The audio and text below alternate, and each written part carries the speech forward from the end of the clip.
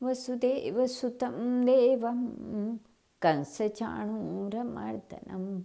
देवकी परमानन्दं कृष्णं वन्दे जगद्गुरुं। श्री कृष्णं वन्दे जगद्गुरुं। श्री कृष्णं वन्दे जगद्गुरुं। सती शांडिली प्रतिष्ठानपुर में एक कौशिक नाम से प्रसिद्ध ब्राह्मण रहता था। वह पूर्वजन्म में किए हुए पापों के कारण कोढ़ी हो गया था। उसकी पत्नी का नाम शिव्या था, किंतु शांडिल्य गोत्र में उत्पन्न होने के कारण उसे लोग शांडिली ही कहा करते थे। वह बड़ी साध्वी और पतिव्रता थी।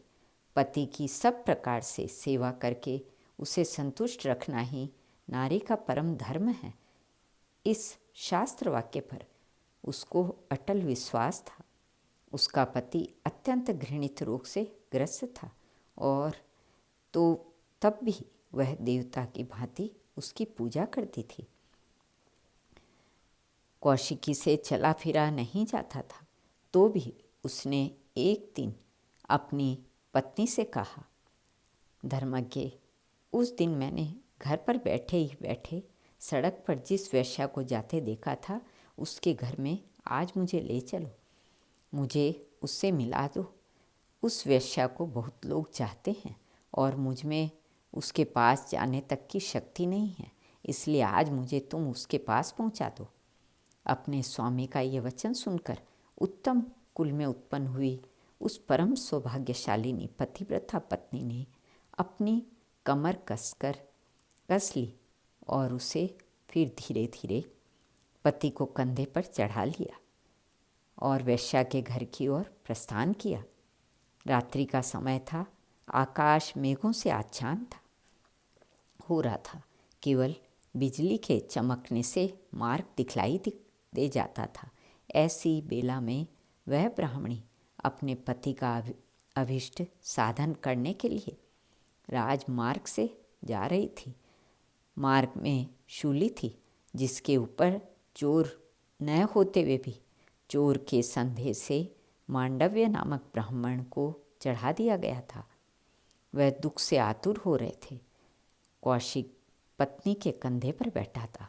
उस अंधकार में देख न सकने के कारण उसने अपने पैरों से छूकर शूली को हिला दिया। इससे कंपित होकर मांडव्य ने कहा, जिसने पैर से हिलाकर मुझे इस कष्ट की दशा में पहुंचा दिया, मुझे अत्यंत दुखी कर दिया, वह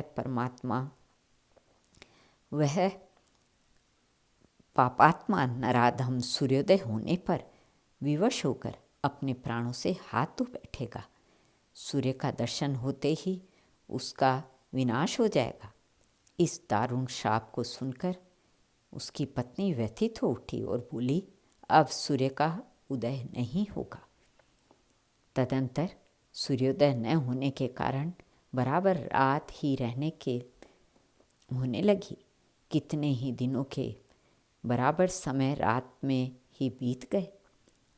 सारे धर्म कर्म का लोप हो गया।